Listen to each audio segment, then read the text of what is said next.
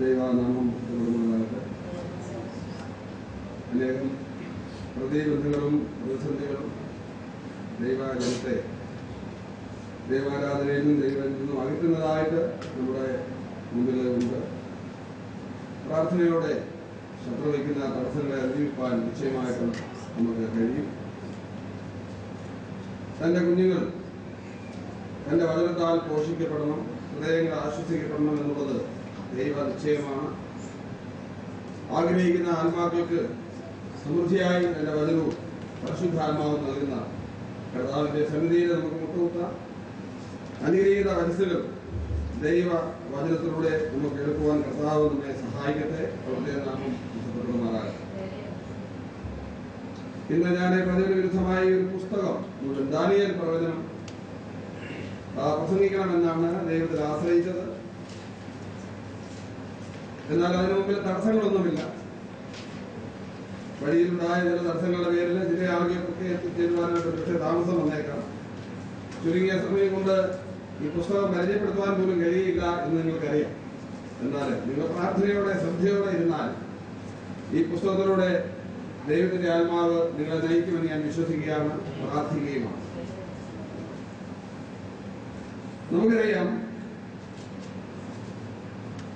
അപ്പോസ്തലനായിട്ടുള്ള പൗലോസ് തന്റെ 2-ാം ലേഖനം 3-ാം അധ്യായത്തിൽ ആദ്യ ചില വാക്കുകൾ ഇങ്ങനെ പറയുകയുണ്ടായി: അന്ത്യകാലത്ത് ദുർഘട സമയങ്ങൾ വരും. മനുഷ്യർ സ്വസ്നേഹികളും ദ്രവ്യാഗ്രഹികളും വമ്പ് പറയുന്നവരും അഹങ്കാരികളും ദൂഷകന്മാരും അമ്മയപ്പന്മാരെ അനുസരിക്കാത്തവരും അജിതന്യന്മാരും വാത്സല്യമില്ലാത്തവരും ഇണങ്ങാത്തവരും സൽഗുണദേശികളും അങ്ങനെ ഭക്തിയുടെ വേഷം ധരിച്ചുകൊണ്ട് അതിന്റെ ശക്തിയെ ത്യജിക്കുന്നവരുമായിട്ട് ഇരിക്കും. ഇത് പൊതുവായ സമൂഹത്തെ കുറിച്ചാണ്, മനുഷ്യവർഗത്തെ കുറിച്ചാണ് അപ്പോസ്തലൻ പറയുന്നത്. മനുഷ്യൻ എന്നാണ് പറയുന്നത്. പ്രത്യേകിച്ച് ആരെയും എന്നത് വേർതിരിച്ചിട്ടില്ല. പക്ഷേ മനുഷ്യജാതിയിൽ അന്ത്യകാലത്ത് പ്രതിസന്ധിയുടെ സമയങ്ങൾ വരും, പെരീലിയസ് ടൈംസ് വരുമെന്ന് ദൈവത്തിന്റെ അപ്പോസ്തലൻ പ്രവചന രൂപത്തിൽ നമ്മോട് പറഞ്ഞിരിക്കുകയാണ്. നിശ്ചയമായിട്ടും ലോകത്തിന് ഭവിക്കുന്ന ഈ അന്ത്യകാല പ്രതിസന്ധികൾ വിശ്വാസിയുടെ ജീവിതത്തെ സ്പർശിക്കുവാനായിട്ട് നിശ്ചയമായിട്ട് സാധ്യതയുള്ളതുകൊണ്ടാണ് വിശ്വാസികൾക്ക് മുന്നറിയിപ്പായി ദൈവത്തിന്റെ പരിശുദ്ധാത്മാവ് ഈ ദൂത് നൽകിയിരിക്കുന്നത്. നമുക്കറിയാം, ഇന്ന് എവിടെയും കുഴപ്പമാണ്. സഭകളിൽ കുഴപ്പം, വിശ്വാസികളുടെ ജീവിതത്തിൽ കുഴപ്പം, കുടുംബങ്ങളിൽ കുഴപ്പം, വ്യക്തിജീവിതങ്ങൾ പാടെ താറുമാറായ നിലയിൽ ആണ് കാണപ്പെടുക. മദ്യത്തിന്റെ അതിപ്രസരമാണ്. എനിക്കറിയില്ല, ഞാനായിരിക്കുന്ന കേരളത്തിൽ മദ്യം എന്ന് പറയുന്നത് ആവശ്യ വസ്തുവായിട്ട് തീർന്നിരിക്കുകയാണ്. മയക്കുമരുന്നിന് അടിമകളായിട്ട് കുഞ്ഞുങ്ങൾ തീരുന്നു. അശ്ലീല ചിത്രങ്ങളുമായി കൊച്ചു കുഞ്ഞുങ്ങൾ നടക്കുന്നു. തിന്മ പെരുകുന്നു. കുടുംബജീവിതങ്ങൾ അവിശ്വസത പെരുകുന്നു. സ്നേഹം തണുത്തുറഞ്ഞു പോകുന്നു. ഇത് അന്ത്യകാലമല്ലാതെ മറ്റെന്താണ്? നമുക്കറിയാനായിട്ട് സാധിക്കും. അന്ത്യകാലം എന്നുള്ളത് കൃപാകാലത്തെ ഉദ്ദേശിച്ചാണ് പരിശുദ്ധാത്മാവ്. കർത്താവായ യേശുക്രിസ്തുവിന്റെ സ്വർഗ്ഗാരോഹണത്തിന് ശേഷം പരിശുദ്ധാത്മാവ് വന്ന് സഭ സംസ്ഥാപിതമായി വീണ്ടും കർത്താവ് വന്ന് സഭയെ ചേർക്കുന്ന ആ വലിയ ഒരു സ്പാൻ, ആ ഒരു ഡ്യൂറേഷനെയാണ് അന്ത്യകാലം എന്ന് പറയുന്നതെങ്കിൽ നമുക്ക് പറയുവാൻ സാധിക്കും, ഇത് അന്ത്യകാലത്തിന്റെ അന്ത്യ സമയമാണ് എന്ന് പറയുവാനായിട്ട് സാധിക്കും. ഈ ദുർഘട സന്ധികളെ അതിജീവിക്കുവാൻ നമുക്ക് കഴിയുമോ? അതാണ് ഇന്ന് രാത്രിയിൽ നാം ചിന്തിക്കാനായിട്ട് പോകണം. ഈ പ്രതിസന്ധികളെ നാം തനിച്ചല്ല, ദൈവത്തിന്റെ പരിശുദ്ധാത്മാവ് നമ്മെ നയിക്കുവാനായിട്ടുണ്ട്. കൃപയുടെ ആത്മാവിന്റെ കരുത്തുള്ള കരങ്ങളിൽ നാം സംഭവിക്കപ്പെടുവാൻ തക്കമുള്ള ക്രമീകരണങ്ങൾ ദൈവം ചെയ്തിട്ടുണ്ട്. ദാനിയേലിന്റെ പ്രവചനത്തിലേക്ക് വരുമ്പോൾ നമുക്ക് കാണാനായിട്ട് സാധിക്കും. 12 അധ്യായമുള്ള ഈ പുസ്തകം, ആദ്യത്തെ 6 അധ്യായങ്ങൾ ശരിയായ ദിശയിലുള്ള പഠനവും, അതിന്റെ ശേഷം അവസാനത്തെ 6 അധ്യായങ്ങൾ ശക്തമായി ആളുകൾക്ക് മനസ്സിലാക്കുവാൻ പ്രയാസമുള്ള പ്രവചനങ്ങളുമാണ്. ഇങ്ങനെ ഞാൻ പറയട്ടെ, ആദ്യത്തെ 6 അധ്യായങ്ങൾ ചരിത്രവും രണ്ടാമത്തെ പകുതിയായിട്ടുള്ള 6 അധ്യായങ്ങൾ പ്രവചനവുമാണ്. പ്രവചനം തുച്ഛീകരിക്കരുത്, ദൈവത്തിന്റെ പരിശുദ്ധാത്മാവ് ഓർമ്മിക്കുക. ഈ ദാനിയേൽ പ്രവാചകനിൽ നിന്നും കർത്താവായിട്ടുള്ള യേശുക്രിസ്തു ഉദ്ധരിച്ച ഉദ്ധരണി എന്താണ്? ബുദ്ധിയുള്ളവൻ ദാനിയേൽ പറഞ്ഞത് ഗ്രഹിക്കും എന്നാണ് പറഞ്ഞിരിക്കുന്നത്. ദാനിയേൽ പ്രവചനം പറയുന്നത് അന്ത്യകാലത്ത് ഇത് പരിശോധിക്കും, ഈ പുസ്തകത്തിൽ നിന്ന് അന്ത്യകാല സംഭവങ്ങളെ കുറിച്ച് ഗ്രഹിക്കും എന്നുള്ളതാണ് പറഞ്ഞത്. ദാനിയേൽ പ്രവചനം 11-ാം അധ്യായത്തിന്റെ 33-34 വാക്യങ്ങൾ ഇങ്ങനെയാണ് പറയുന്നത്: ലോകത്ത് വഷളത്വം പ്രബലപ്പെടുമ്പോൾ ദൈവത്തെ അറിയുന്ന ജനം ഉറച്ചു നിന്ന് വീര്യം പ്രവർത്തിക്കുമെന്നുള്ളതാണ്.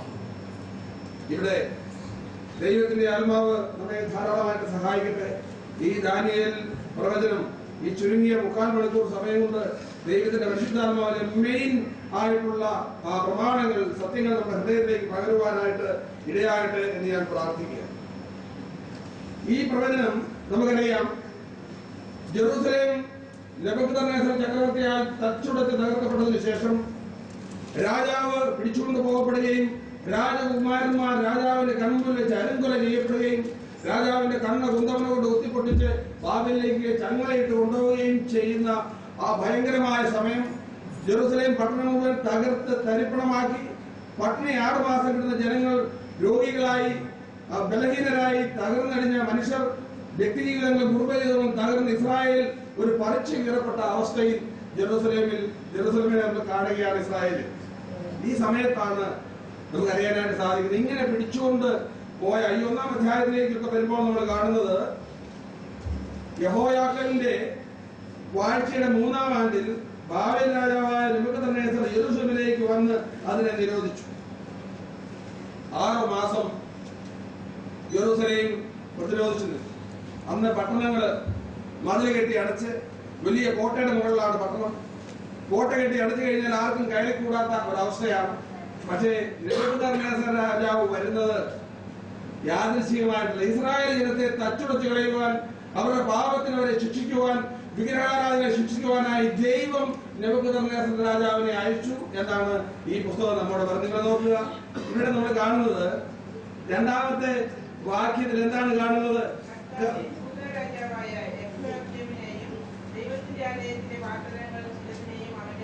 മതി, ഞാൻ ഈ പുസ്തകത്തിലൂടെ മുഴുവൻ പോകേണ്ടതാണ്.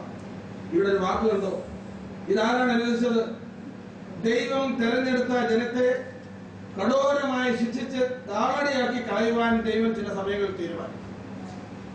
ഈ ജനത്തെ നിഷ്കരണം, തന്റെ ക്രോധം പകർന്നുകൊണ്ട് ദൈവം ശിക്ഷിക്കുക. ഇതിന് കാരണക്കാരൻ മറ്റാരുമല്ല, പിശാചല്ല, കർത്താവാണ്.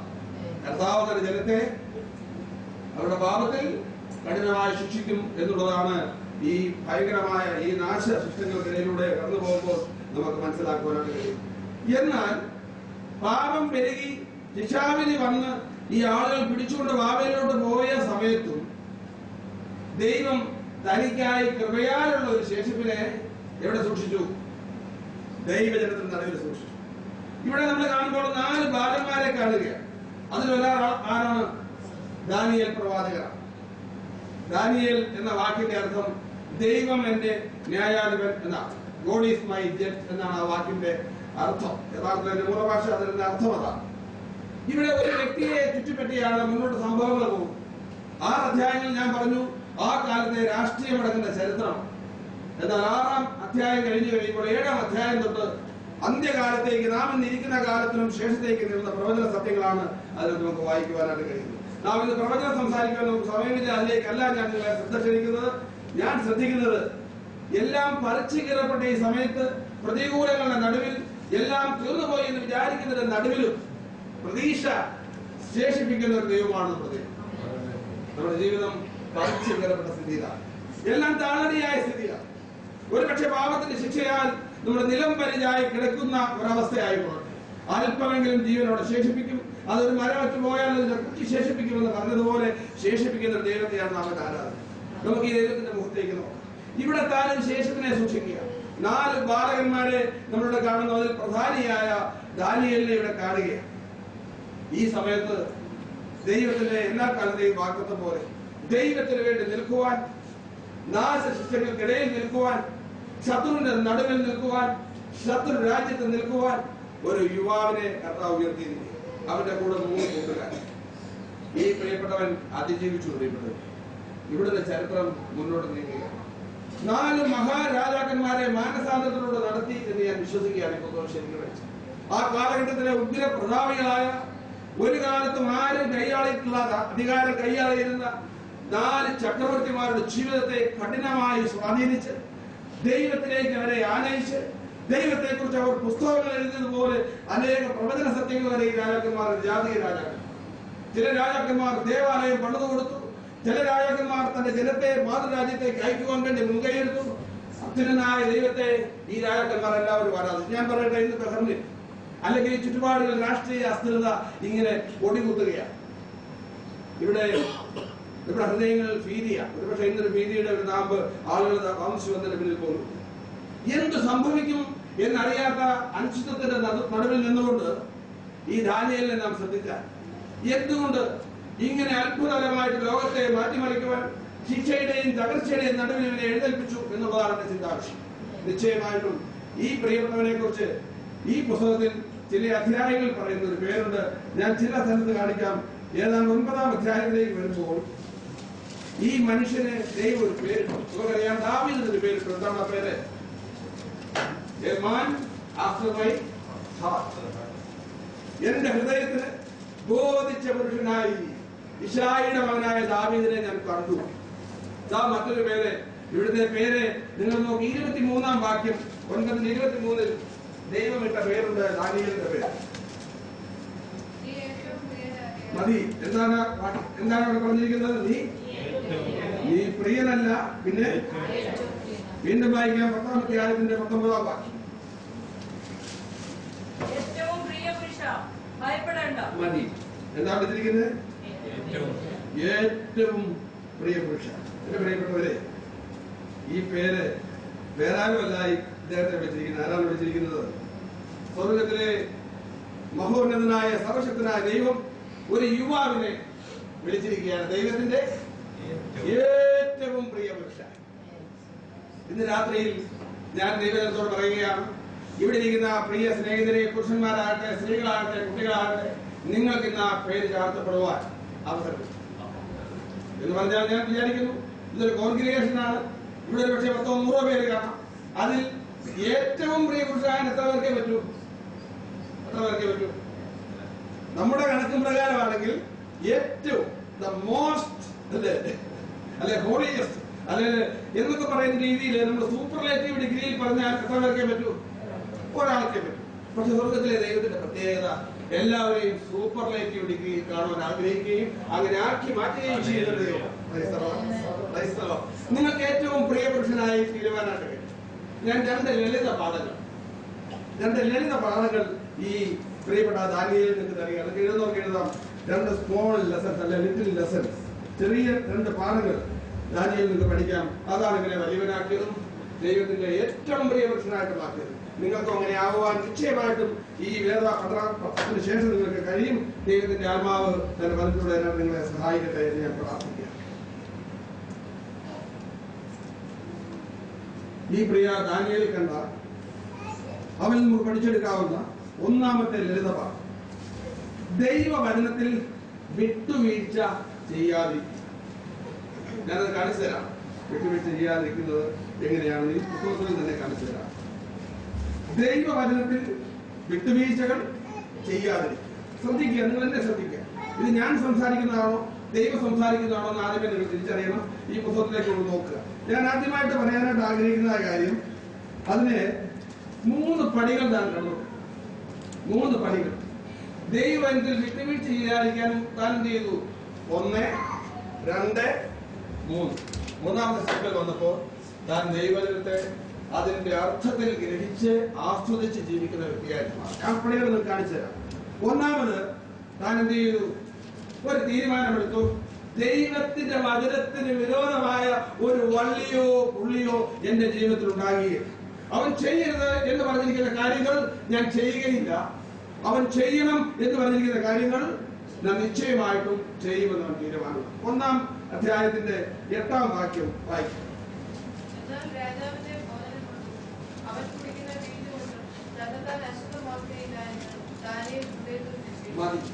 ഈ വാക്കിനാക്കിയ സംശയമുണ്ടോ? എന്തായിരുന്നു ഇവിടുത്തെ പ്രശ്നം? രാജഭോജനം, രാജവീൻ അടിമകളായി പിടിച്ചുകൊണ്ട് രാജധാനിയിൽ ബാബേൽ തലസ്ഥാനത്ത് എത്തിയിരിക്കുകയാണ്.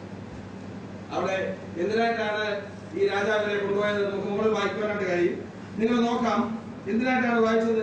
ഏറ്റവും നല്ല കുട്ടികളെയാണ് കൊണ്ടുപോയിരിക്കുന്നത്. 3-ാം വാക്യം പെട്ടെന്ന് വായിച്ച് അതിന്റെ 7 വാക്യം വരെ വായിക്കും. അനന്തരം രാജാവ് തന്റെ ഷണ്ഡന്മാരിൽ പ്രധാനിയായ അശ്കനാസിനോട് ഇസ്രായേൽ മക്കളിൽ രാജസന്തതിയിലും കുലീനന്മാരിലും വെച്ച് അംഗഭംഗമില്ലാത്തവരും സുന്ദരന്മാരും സകല ജ്ഞാനത്തിലും നിപുണന്മാരും അറിവിൽ സമർത്ഥന്മാരും വിദ്യാപരിജ്ഞാനികളും രാജധാനിയിൽ പരിചരിപ്പാൻ യോഗ്യന്മാരുമായ ചില ബാലന്മാരെ വരുത്തുവാനും അവരെ കൽദ്യരുടെ വിദ്യയും ഭാഷയും അഭ്യസിപ്പിക്കാനും കൽപ്പിച്ചു. രാജാവ് അവർക്ക് രാജഭോജനത്തിൽ നിന്നും താൻ കുടിക്കുന്ന വീഞ്ഞിൽ നിന്നും നിത്യവൃത്തി നിയമിച്ചു. ഇങ്ങനെ അവരെ 3 സംവത്സരം വളർത്തിയിട്ട് അവർ രാജസന്നിധിയിൽ നിൽക്കണമെന്ന് കൽപ്പിച്ചു. അവരുടെ കൂട്ടത്തിൽ ദാനിയേൽ, ഹനന്യാവ്, മീശായേൽ, അസര്യാവ് എന്നീ യഹൂദാപുത്രന്മാർ ഉണ്ടായിരുന്നു. ഷണ്ഡാധിപൻ അവർക്ക് പേരിട്ടു. ദാനിയേലിനെ അവൻ ബെൽസസർ എന്നും, ഹനന്യാവിനെ ശദ്രക് എന്നും, മീശായേലിനെ മേശക് എന്നും, അസര്യാവിനെ അബേദ്നെഗോ എന്നും പേര് വിളിച്ചു. മതി. എന്നാൽ നോക്ക്, ഇവിടെ നടന്നിരിക്കുന്ന കാര്യം ഈ രാജാവാണെന്ന് നിങ്ങൾക്കറിയാമോ? ലോകം കണ്ടതിലേക്കും രാജപാരമ്പര്യങ്ങൾ ആരംഭിച്ചതിലേക്കും ഏറ്റവും അതീവ ശക്തനായിരുന്ന രാജാവായിരുന്നു. അദ്ദേഹത്തിന് കോടതിയില്ല, അദ്ദേഹത്തിന് തീരുമാനമായിരുന്നു കോടതി. സുപ്രീം കോടതി എന്ന് പറഞ്ഞാൽ അയാളുടെ മനസ്സിൽ തോന്നുന്നതായിരുന്നു. അയാളുടെ പടയാളികൾക്ക് വേണ്ടി തലങ്ങും വിലങ്ങും വിട്ടു, കൊല്ലും കൊലയും ചെയ്യും, ഏത് വീട് പിടിച്ചു നിരത്തും, ഏത് വീടുകളും കുപ്പക്കുന്നാക്കി മാറ്റുമെന്നാണ് 2-ാം അധ്യായത്തിൽ നിങ്ങൾ വായിക്കുമ്പോൾ കാണാൻ സാധിക്കുക. ഞാനൊരു സ്വപ്നം കണ്ടു. എനിക്ക് വിശദീകരിക്കാൻ സമയമില്ല. ഈ സ്വപ്നം കണ്ടത് വ്യാഖ്യാനിച്ച് സ്വപ്നവും പറയണം, വ്യാഖ്യാനവും പറയണം. ഈ 2 കാര്യങ്ങൾ സാധിക്കുന്നില്ല എന്ന് സംഭവിക്കും. വിദ്വാൻമാരുടെയും ശകുനക്കാരുടെയും മന്ത്രവാദി പ്രമുഖരുടെയും വീടുകൾ ഇടിച്ചു നിരത്തം മാത്രമല്ല, താൻ പ്രധാനിയായി നിയമിച്ച ദാനിയേലിനെ പോലും കൊന്ന് ഇടിച്ച് നിരത്തി, മുഴുവൻ കൊന്നു നിരത്തി കുപ്പക്കൂനയാക്കിയേക്കാനാണ് കൽപ്പന. ഉഗ്ര ശാസനമാണ്. രാജശാസനം പുറപ്പെട്ടാൽ അത് ശമിപ്പിക്കുവാനുള്ള യാതൊരു സംവിധാനവുമില്ല, യാതൊരു അപ്പീലുമില്ല, യാതൊരു പ്രസിഡന്റിന്റെ അപ്പീലുമില്ല, ഒന്നുമില്ല. കത്തി ഇത്ര ഉഗ്രശാസന പുറപ്പെടുവിക്കുന്ന ഒരു രാജാവാണ് ഈ കുഞ്ഞുങ്ങളെ. 4 പേരെ നമുക്കറിയാനായിട്ട് സാധിക്കും. രാജാവിന് വേണ്ടി ട്രെയിനിങ്, ഇന്നത്തെ പോലെ MBAയോ എന്തെങ്കിലും ആയിരിക്കാം. രാജ കൊട്ടാരത്തിൽ ഒന്ന് ലോകത്തിന്റെ തലസ്ഥാനമാണേത്. ബാബേൽ രാജ്യം ഏതാണ്? ഇന്ന് അമേരിക്ക പോലെയല്ല. അമേരിക്ക ഒരു അധികാരമില്ല.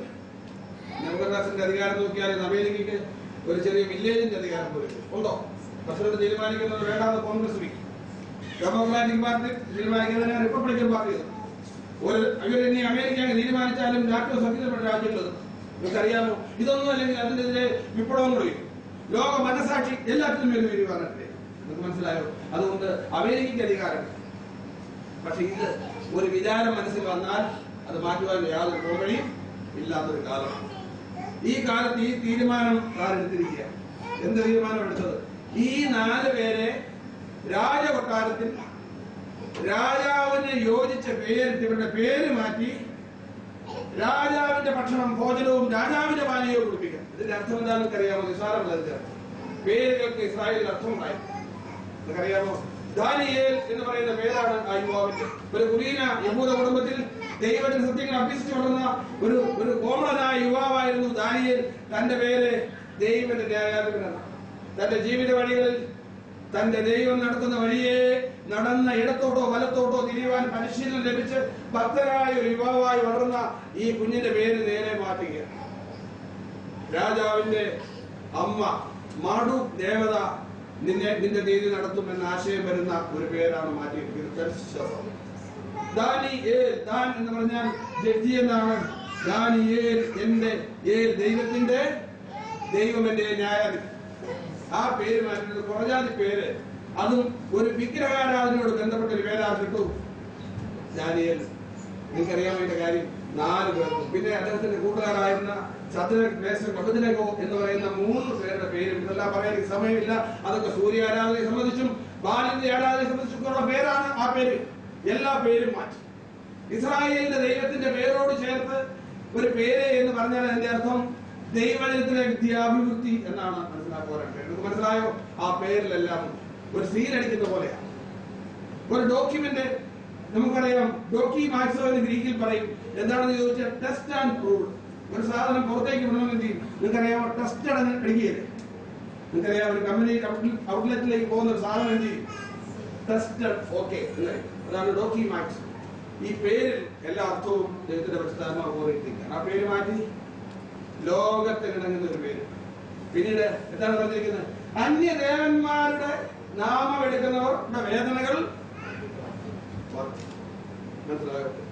അപ്പോൾ ഇവരുടെ പേരിൽ ഓരോ പ്രാവശ്യവും പേര് വിളിക്കുമ്പോൾ ആരുടെ നാമം എടുക്കുന്നത്? ഇവരുടെ പേരിനെ കുറിച്ച് പറയുമ്പോൾ ദാനിയേലോട് എന്താ പേരെന്ന് ചോദിച്ചാൽ, രാജകൊട്ടാരത്തിൽ ആരെങ്കിലും ദാനിയേലാണെന്ന് കേട്ടാൽ എന്ത് പറ്റും? ദാനിയേലിന് ആ പേര് പറഞ്ഞു കേട്ടാൽ ഇയാൾക്ക് എന്ത് പറ്റും? ഇയാളുടെ തല ഇയാൾ എന്ത് പറയണം?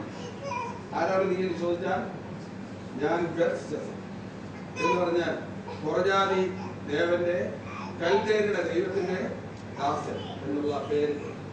ഇന്ന് എന്റെ പ്രിയപ്പെട്ടവരെ നമുക്കറിയാൻ സാധിക്കും, നമ്മുടെ സമൂഹത്തിൽ ക്രിസ്തീയ സഭകളുടെ ശക്തി ക്ഷയിക്കുന്നതിന്റെ അന്ത്യകാലത്ത് മുമ്പ് ഞാൻ പറഞ്ഞതുപോലെ ദുർഘട സമയങ്ങളിലൂടെ സഭ കടന്നു പോകുന്നു, വിശ്വാസികൾ കടന്നു പോകുന്നു, ജീവിതങ്ങൾ കടന്നു പോകുന്നതിന്റെ കാരണം എന്താണ്? അനേകം പുറജാതി സംസ്കാരങ്ങളെ സഭ ഇങ്ങനെ ആർജിച്ചെടുക്കുക.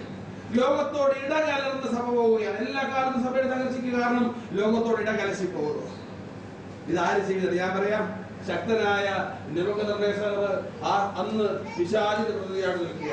ലോകത്തിന്റെ പ്രഭു, പേർഷ്യയുടെ പ്രഭു, അല്ലെങ്കിൽ അമേരിക്കയുടെ പ്രഭു, ഇന്ത്യയുടെ പ്രഭു എന്ന് പറഞ്ഞുകൊണ്ട് പൈശാചിക സേനാ വിന്യാസങ്ങൾ ആത്മീയ ലോകത്തിൽ നടക്കുകയാണ്.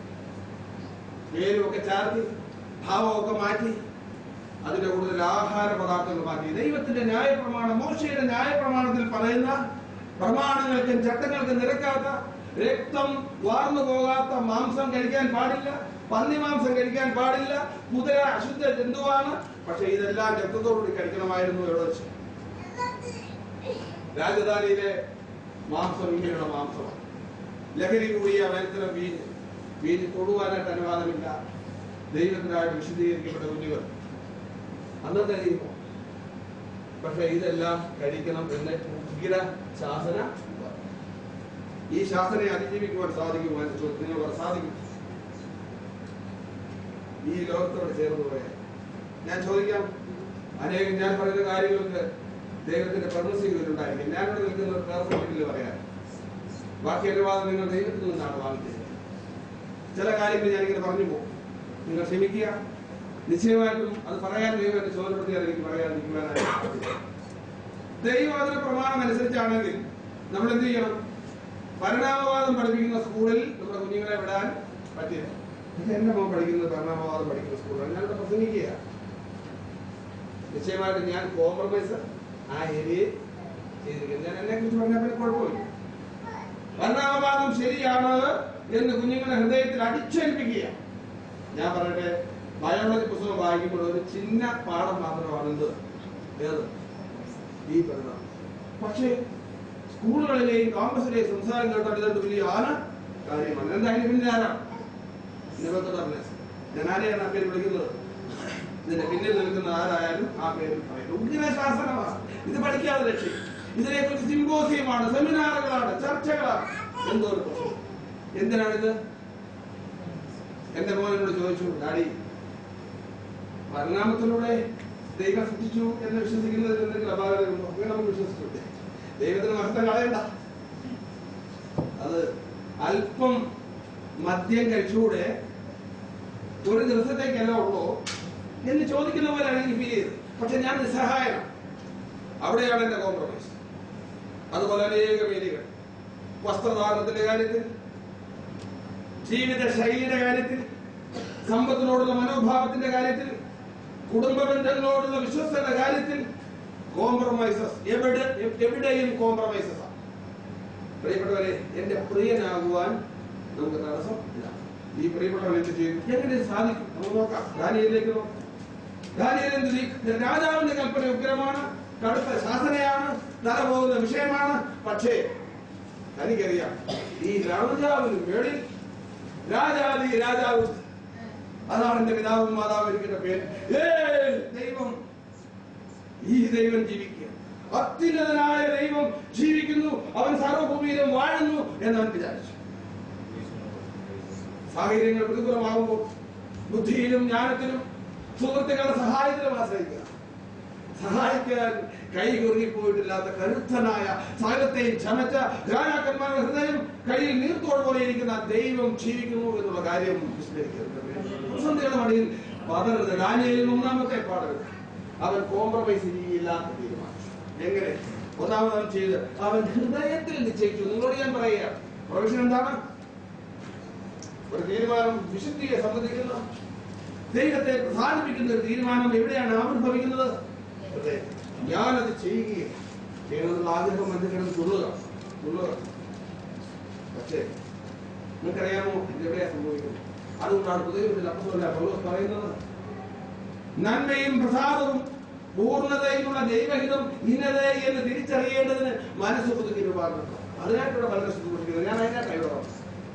ഞാൻ നിങ്ങളെ സ്നേഹിക്കുന്നതുകൊണ്ട് ദൈവജനം ഈ ലോകത്തിൽ എവിടെയായാലും എനിക്ക് പോയി പ്രസംഗിക്കുവാൻ ദൈവനെ അയക്കുന്ന സ്ഥലത്ത് ഞാൻ പോയി പ്രസംഗിക്കും. ഒരു സഭാ വ്യത്യാസവും ഇല്ല. വ്യത്യാസം ആളുകൾക്ക് മുഴുവേൽപ്പിക്കുന്നത് എന്ന കണ്ണുകളോടെ ഞാൻ പ്രാർത്ഥിക്കും. എന്നിട്ട് ഞാൻ പ്രസംഗിക്കും. ഒരുത്തൻ ചില കാലത്ത് അങ്ങനെയും വിശ്വസിക്കുന്നു, ഒരുത്തൻ ഇങ്ങനെയും വിശ്വസിക്കുന്നു. ദൈവം ദാസങ്ങൾക്ക് അവരുടെ അറിവ് ആത്മാവിനെ പങ്കിട്ടതുപോലെ. പക്ഷെ അടിസ്ഥാന കാര്യങ്ങളിൽ കോംപ്രമൈസ് ചെയ്യാൻ പാടില്ല എന്നാണ് നമ്മുടെ പഠിക്കുന്നത്. ഹൃദയത്തിൽ നിശ്ചയിച്ചാൽ പാപം ചെയ്യാതെ ജീവിക്കാൻ സാധിക്കും. ഒരു കാര്യം ദൈവത്തിൽ അരുത് എന്നാണെങ്കിൽ അത് അരുത് എന്ന്. പക്ഷെ ബുദ്ധിമുട്ടാണ്. ഞാൻ പറയട്ടെ, നമ്മൾ കോംപ്രമൈസ് ചെയ്തത് ഏറ്റവും പുറത്തെ ലെയറിലുള്ള കാര്യമാണ് ഭരണാവാദം പോലുള്ള കാര്യങ്ങൾ ഞാൻ പറഞ്ഞു. അതിനേക്കാൾ എത്രയോ ഒന്ന് തൊട്ടാണ് മുന്നോട്ടുള്ളത്. ഏറ്റവും എന്താണ് ഫസ്റ്റ് തിങ് ഈസ്, ആദ്യ കാര്യം. എത്രയോ കാര്യങ്ങൾ നാം കോംപ്രമൈസ് ചെയ്യും. പാപത്തോട് നാം കോംപ്രമൈസ് ചെയ്യാം. എന്തുകൊണ്ടാണത്? ഹൃദയത്തിൽ അതൊന്നും ചെയ്യാതിരിക്കേണ്ട ആവശ്യമില്ല എന്നുള്ള ചിന്ത. ഞാനത് ചെയ്യുകയില്ല, എന്റെ ദൈവത്തിന് വിരോധമായി ഇടത്തോട്ടോ വലത്തോട്ടോ ഞാൻ തിരിയുകയില്ല എന്ന് തീരുമാനിച്ചാൽ, ഹൃദയത്തിൽ ചിന്തിച്ചാൽ എന്ത് ചെയ്യും? ഇവിടെ നിങ്ങൾ കണ്ടോ, ആ നിശ്ചയമാണ് ഒന്നാമത്തെ കാര്യം. ഇവിടെ വായിച്ചു നോക്ക്. എന്താ കണ്ടത്? എന്താ എഴുതിയിരിക്കുന്ന 1-ാം അധ്യായത്തിന്റെ 8-ാം വാക്യത്തിൽ?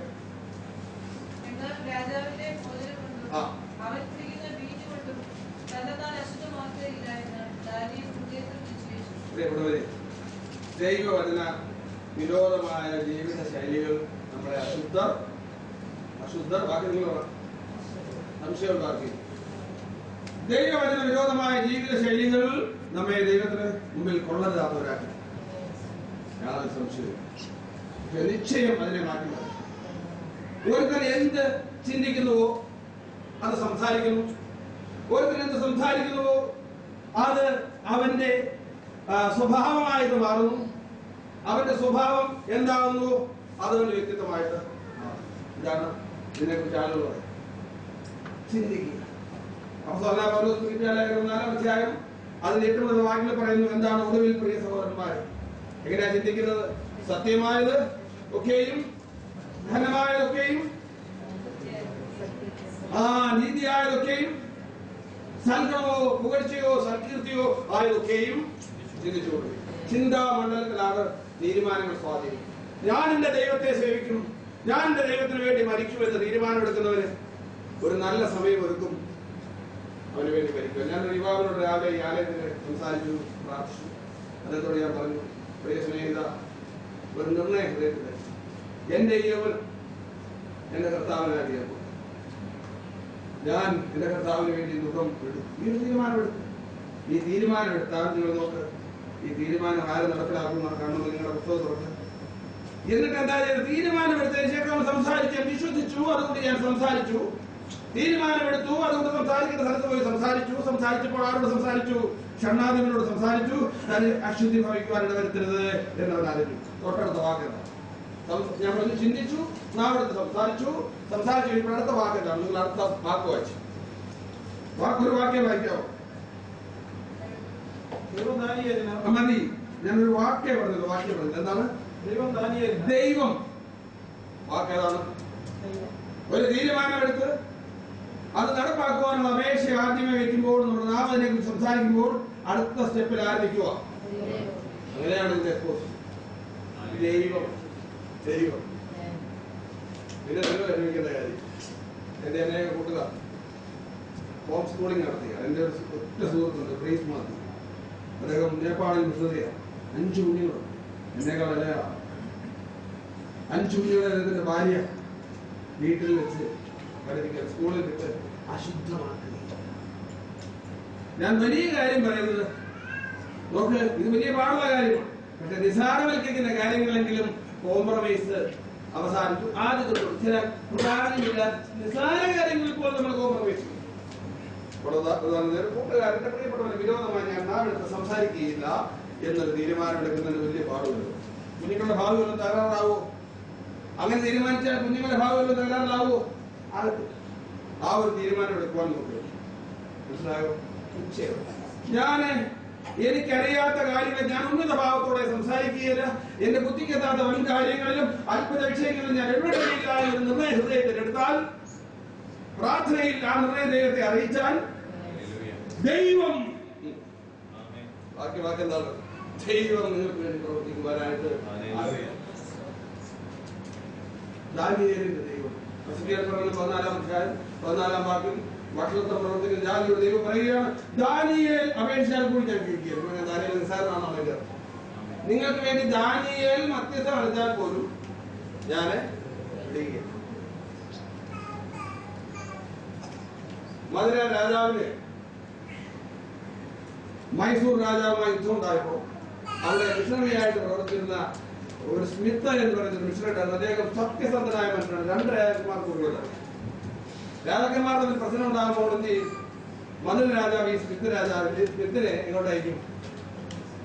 മൈസൂരിലേക്ക്. ഉഗ്ര പ്രതാപശാലിയായ ഹൈദരാലി ഈ രാജ്യം ആക്രമിക്കും. ഒരിക്കലും എല്ലാ സമയത്തും ഈ സ്മിത്തിനെ കാണുമ്പോൾ ഹൈദരാലി എത്തിക്കും. കർത്താവിന്റെ ദാസനെ, ഇവിടെ പറഞ്ഞ അത്യുന്നത ദൈവത്തിന്റെ ദാസനെ ദാനിയേലിനെ പിന്നീട് വിളിക്കുകയാണ്. രാജാവിന് കഴിയുന്നത് കാണാം. അത്യുന്നതനായ ദൈവത്തിന്റെ ദാസനായ ദാനിയേലെ ദർശനത്തോട് പോയി രാജാക്കന്മാർ ഹൃദയം മാറ്റി മാറ്റി ഈ തീരുമാനം. ചില ഒരു കാര്യം എന്ന് പറഞ്ഞു, സ്മിത്ത് പറഞ്ഞാൽ ഈ പ്രാവശ്യം ഞാൻ യുദ്ധം നിന്നോട് ചെയ്യുമെന്ന് കേൾക്കാറുണ്ട്. ഇതുപോലെയാണ് ദാനിയേൽ പറഞ്ഞാൽ ഹൈദരാലിയെക്കാളും എത്രയോ വലിയവനാണ്. നെബൂഖദ്നേസർ രാജാവിനേക്കാളോ, ഖുറൈശ് രാജാവിനേക്കാളോ, ദാരിയവേശ രാജാവിനേക്കാളോ, ബെൽശസ്സറിനേക്കാളോ എത്രയോ വലിയവനാണ് ഈ സ്തോത്രം. ഹല്ലേലൂയ. ഈ ദൈവത്തിന് നമ്മുടെ ജീവിതത്തെ മാറ്റി തീരുമാനം ഒരു നിർണയം ഹൃദയത്തിലെടുക്കും. സംസാരിക്കണം, പ്രാർത്ഥനയുടെ ദൈവത്തിനെ പറയേണ്ടതും പറയാം.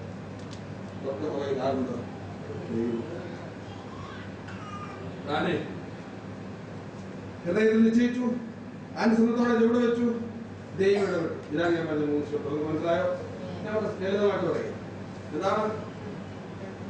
ഏത് പ്രതിസന്ധിയെയും അശുദ്ധരായി തീരുന്ന, ദൈവത്തിന് കൊള്ളരുതാത്തവരായി പോകുന്ന ഏത് പ്രതികൂലങ്ങളെയും അതിജീവിക്കുവാൻ ഒന്നാമെന്താ ചെയ്യേണ്ടത്?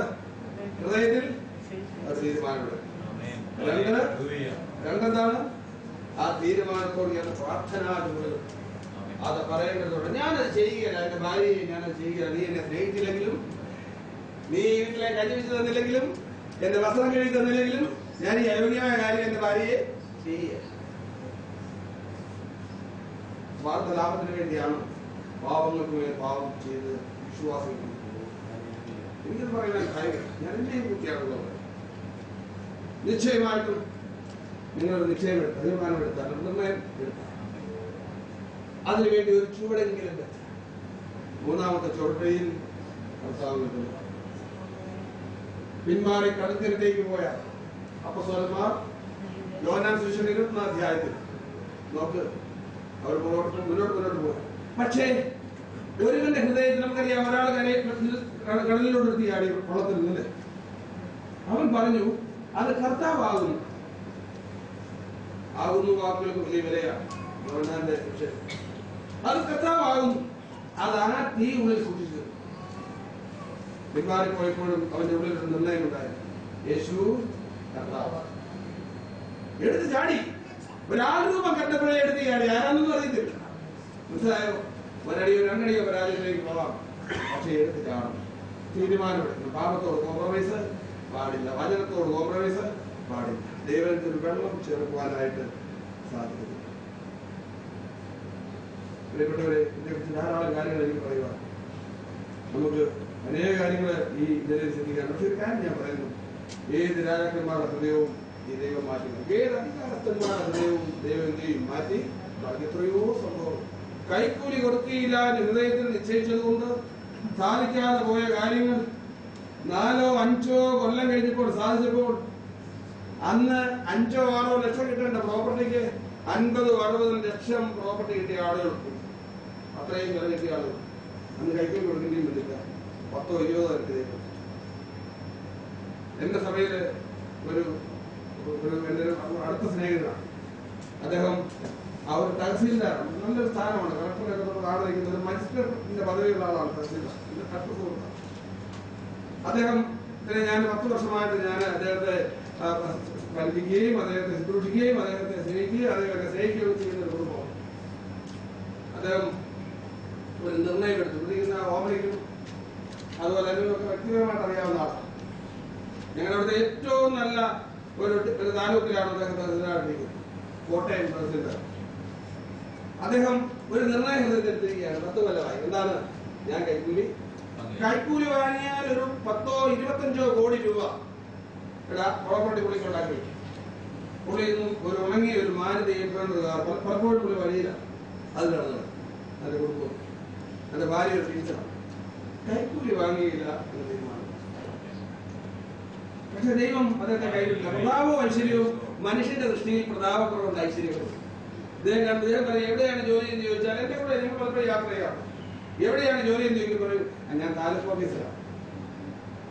വീട് എന്ന് പറയുന്ന കാലമായിരുന്നു. കളക്ടറാണെന്ന് പറയുന്ന കോൺഗ്രസിന്റെ വമ്പ് പറയുന്നു വലിയ സ്റ്റൈൽ മനുഷ്യർ വമ്പ് പറയുന്നവരും ആയിരിക്കുന്ന കാലത്ത് അദ്ദേഹം പറയുകയാണ്, ഞാൻ എന്റെ വിശ്വാസത്തെ വെച്ചുകൊണ്ടാണ് പറയുന്നത്, അല്ല ഉമ്മാലാണ് എന്റെ എല്ലാ കർത്താവിന്റെ വിശ്വാസം, എന്റെ സഭയിൽ ഞാനായിരിക്കുന്ന സഭയിലെ വിശ്വാസം വെച്ചുകൊണ്ടാണ്. അദ്ദേഹം പറയും ഞാൻ താലൂക്ക് ഓഫീസിൽ ജോലി ചെയ്യുന്നു, ഒരിക്കൽ പോലും ഒരു തഹസീൽദാരാണെന്ന് പറഞ്ഞാൽ. നിങ്ങൾക്കറിയാമോ അദ്ദേഹത്തിന്റെ ഒരു മകൻ തീരെ കഴിവില്ലാതെ ഒരു വിക്കൻ, ഒരു മകനും ഒരു മകളുമാണ്. ഒരു തീരെ കഴിവില്ലാത്ത കുഞ്ഞാണ്. ഒരു ഈ പ്രസംഗം റെക്കോർഡ് ചെയ്തത് കേട്ടാൽ എനിക്ക് ഓർക്കുന്നത്, അതായത് ഇപ്പൊ ചോദിച്ചാൽ അനുവാദം ഇത് വായിക്കേണ്ടത് ഞാൻ പറയുന്നു. കാരണം ആ കുഞ്ഞ് ഗുണപ്പെടുകയില്ല എന്നാണ് അവർ വന്ന കാലത്ത്. ഞാൻ പറഞ്ഞു ദൈവം നിങ്ങളോട് കൂടെ നിങ്ങളെ സഹായിക്കും. നിങ്ങൾ ഞാൻ പറയുകയാണ് അത്ഭുതങ്ങൾ സൗഖ്യങ്ങൾ കർത്താവ് നൽകിയില്ല എന്നാണ് ഞാൻ പറയുന്നത്. ധരിക്കേണ്ട, അത് നൽകുള്ളൂ. ഞാൻ ഇതിനെ നിങ്ങളോട് പറഞ്ഞു ഫോൺ വിളിച്ച് ചോദിക്കാൻ നമ്പറുകൾ തരാം. അതിലൊന്നാണ് ഇപ്പോൾ പറയുന്നത്. ജീവിക്കുന്ന ഉദാഹരണം, ഇപ്പോൾ ഒരു ഫോൺ ലൈനിൽ കിട്ടുന്ന ഉദാഹരണം ഞാൻ പറയുന്നത്. അതേ പറയുന്നു.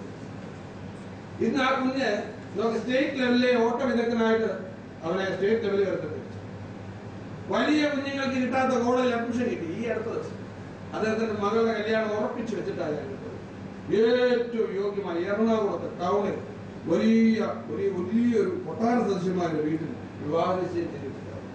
അത് ഞങ്ങൾ അങ്ങോട്ട് പോയതല്ല, ദൈവം ഇങ്ങോട്ട് വന്നു.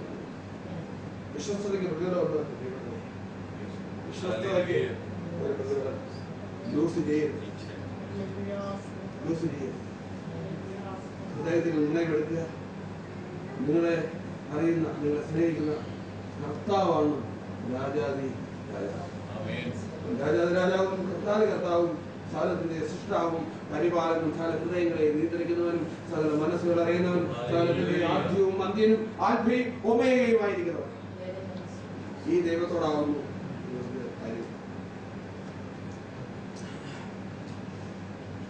പ്രിയപ്പെട്ടവരെ, ഈ 1-ാം അധ്യായം അവസാനിപ്പിക്കുന്നത് വരെ പറയാൻ എനിക്ക് സമയമുള്ളൂ. ഞാൻ അവിടെ നിർത്തും. ഇവിടെ നോക്ക്, ഇതിന് ശേഷമുള്ള ചിത്രം. ദൈവം ദാനിയേലിന്റെ ഷണ്ഡാരത്തിന് മുമ്പിൽ ദയയും കരുണയും ലഭിക്കാൻ ഇടവരും. ഇങ്ങനെ ചെയ്താൽ നമുക്ക് ദയയും കരുണയും നടത്തുവാൻ ഇടവരുത്തൂ. ഈ പുസ്തകത്തിൽ ഒരു പേജിയോട് മറിച്ച് ഈ പിടിച്ചുകൊണ്ട് പോയതാരാണ്, അനുവദിച്ചതാരാണ്, പാത്രം വിലയിക്കൊണ്ട് പോയത്, മതിൽ ചുടുവാനിടയായത്, രാജാവിന്റെ കണ്ണ് കുത്തിപ്പൊട്ടിച്ചത്, രാജകുമാരന്റെ കഴുത്ത്, 3 കുമാരന്മാരുടെ കഴുത്ത്. നമ്മുടെ ഇവിടെ മിഡിൽ ഈസ്റ്റിലൊക്കെ ആയിട്ടുണ്ട്, ചില യൂട്യൂബിലൊക്കെ ഇങ്ങനെ പിടിച്ച് മാർത്തിട്ട് ഇങ്ങനെ അടിക്കുന്നതാണ്. ഞാൻ ആദ്യമാണ് ആ മനുഷ്യന്റെ കഴുത്ത്. ഞാൻ ഈ ഭാഗം പഠിച്ചുകൊണ്ടിരിക്കുമ്പോൾ ഞാൻ പലപ്പോഴും തെറിച്ചു പോയി. ഈ രാജാവ് അവസാനം നെബൂഖദ്നേസർ 6 മാസം വന്ന് കോട്ട വിരോധിച്ചു. CAG പൈപ്പ് അടച്ചു വെച്ചു. അവസാനം മാലിന്യങ്ങൾ പട്ടണത്തിൽ നിന്ന് പുറത്തേക്ക് ഒഴുകാതെ മാലിന്യം പട്ടണത്തിൽ കുന്നുകൂടിയിട്ട് മാരകമായിട്ടുള്ള കലാമിറ്റീസ്, മാരക രോഗങ്ങളോടെ ഉണ്ടായി. രോഗം ബാധിച്ച വിലാപങ്ങളുടെ പുസ്തകങ്ങൾ വായിച്ചു. സംഭവം അവിടെ വായിക്കുന്നത് അന്ന് നടന്ന കാര്യമാണ്. വിലാപങ്ങൾ ജെറമ്യാവ് എഴുതിച്ചു. ഇതിനുശേഷം ഇറങ്ങി വരാൻ പല പ്രാവശ്യം അദ്ദേഹം വിളിച്ചു. കാരണം അദ്ദേഹത്തെ അയച്ചേക്കുന്നതാണ്, ലൈസൻസോട്ടാണ് പോയിരിക്കുന്നത്. അദ്ദേഹത്തെ ആരാണ് തന്റെ ജനത്തിന് നേരെ അയച്ചിരിക്കുന്നത്? ആരാണ്?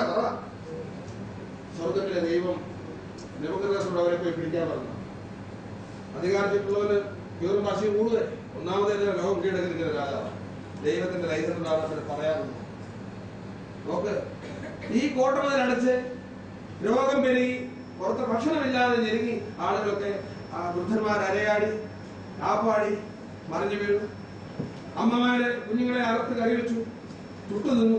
സ്വന്തം ചോരക്കുഞ്ഞിനെ അറുത്ത് പകുതി അങ്ങേപ്പുറത്തെ സ്ത്രീക്ക് കൊടുത്തു, പകുതി ഇപ്പുറം നിന്നു. പിറ്റേ ദിവസം അവിടെ വഴക്ക്. കാരണം എന്താണ്? അത് ശമനിയിലെ ക്ഷാമകാരാണ്. അതേ ചിത്രം തന്നെ ഇവിടെ എന്താണ് ഇന്നലെ എന്റെ മകനെ കറി വെച്ചു, നിന്റെ വീട്ടിലുള്ള മകനെ കറി വെക്കാൻ ചോദിച്ചിട്ട് ഈ അമ്മ തരുന്നില്ല. അതായിരുന്നു വഴക്ക്. കാരണം വിശപ്പിന്റെ ആധിക്യത്തിൽ പണ്ട് ഒരു കുറുക്കൻ ഒരു കേസിൽ പിടിക്കപ്പെട്ട കോടതിയിൽ. കാരണം കുറുക്കന്റെ മടയുടെ തൊട്ടടുത്ത് വല്യമ്മ താമസിക്കുന്നുണ്ട്. 2 കോഴിയാണ് ആകെയുള്ളത്. വല്ലപ്പോഴും ഇവിടുന്ന് 2 മുട്ട കൊണ്ട് അത് വിറ്റ് കിട്ടുന്നത് കൊണ്ടാണ് വല്യമ്മ വെള്ളവും ചായ കുടി. മൃഗങ്ങളുടെ ദേശത്ത് നിയമം പറഞ്ഞു, ആ വല്യമ്മയുടെ കോഴിയെ എന്ത് ചെയ്തത് തൊടരുത്.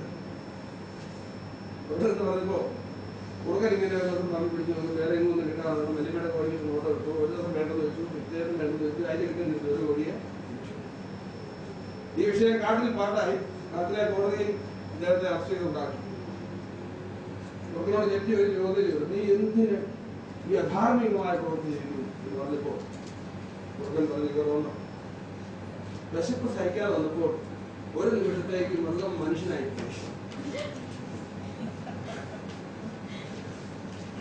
എന്ത് ചെയ്യും? കുഞ്ഞുങ്ങളെ അറക്കുന്ന സ്ഥിതിയൊക്കെ വന്നാൽ പോകും. അത്രേ ഉള്ളുന്നുണ്ട് അല്ലേ? ഇത് ബൈബിളിന്റെ കാര്യങ്ങളല്ലേ ഞാൻ പറയുന്ന. കുഞ്ഞുങ്ങളെ അറക്കുന്ന പണി വരെ ചെയ്തു പോകും. അളമുട്ടിയ ഇതൊക്കെ ചെയ്യുന്നവരാണ്. ഇതൊക്കെ തിരിച്ചറിഞ്ഞ് ജീവിച്ചാൽ മതിയോ? കണ്ണുനീരോടെ ശുദ്ധിയോടെ ഓരോ ദിവസവും യേശുനാമത്തിന്റെ രൂപത്തിലേക്ക് കുറവുകൾ ആദ്യം ഇവിടെ ഈ ദൈവം. ഇവിടെ രസകരമായ കാര്യം ഇതേ ഞാൻ ചിന്തിക്കുന്നത് ഇതാണ്. ഈ കരുണ കാണുവാൻ തക്കോണം ദൈവം ഇടയാക്കി അതിനുശേഷം ഒരു കാര്യം കൂടെ നടക്കുക. ഈ ആളുകളെ സംബന്ധിച്ച് നിങ്ങൾ നോക്കി, ഇവര് പറഞ്ഞു, ഇദ്ദേഹം ഈ ശരണാധിപനോട് പറഞ്ഞു, അവിടുത്തെ കലവറക്കാരനോട് പറഞ്ഞു, നിങ്ങൾ എനിക്ക് ഒരു കാര്യം ചെയ്യും. അദ്ദേഹം പറഞ്ഞു, ഇങ്ങനെ ചെയ്യായിരുന്നാൽ ഞാൻ തിരിഞ്ഞു പറഞ്ഞാൽ എന്റെ തല പോകും, അതുകൊണ്ട് നിങ്ങൾ കഴിച്ചേ മതിയാവും. അതിപ്പോൾ അദ്ദേഹം ഇതിന്റെ അടുത്ത് പറഞ്ഞു, നിങ്ങളൊരു കാര്യം ചെയ്യും, വെള്ളവും പച്ചക്കറിയും ഒക്കെ ആയിട്ട് പുറത്തു ബാക്കി ആളുകളുണ്ട്. അവിടെ നിങ്ങൾ എന്താ വേണേ കാറ് പുറത്തു. അവരുടേക്കാൾ നിങ്ങൾ മെലിഞ്ഞു കണ്ടാലാണ് തല പോകുന്നത്. നിങ്ങൾ പെഞ്ചിന് മെലിഞ്ഞു പോകും. മെലിഞ്ഞു കണ്ടാലെന്ന് പറ്റും തല നോക്കാം. എനിക്ക് തന്നതോ അവസാനം മെലിഞ്ഞ് കണ്ടില്ലേ, കുഴപ്പമൊന്നുമില്ല.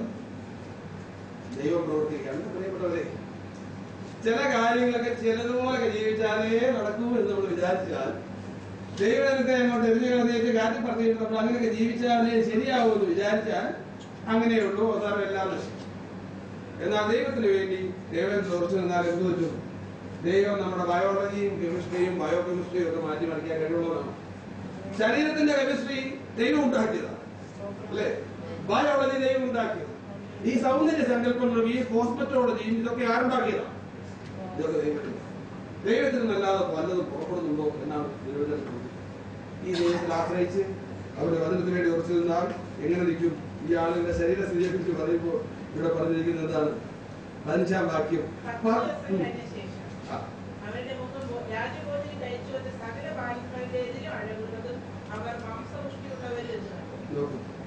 ബാക്കിയുള്ളവരൊക്കെ വെറുതെ മഞ്ഞുകൊണ്ടതാണ്.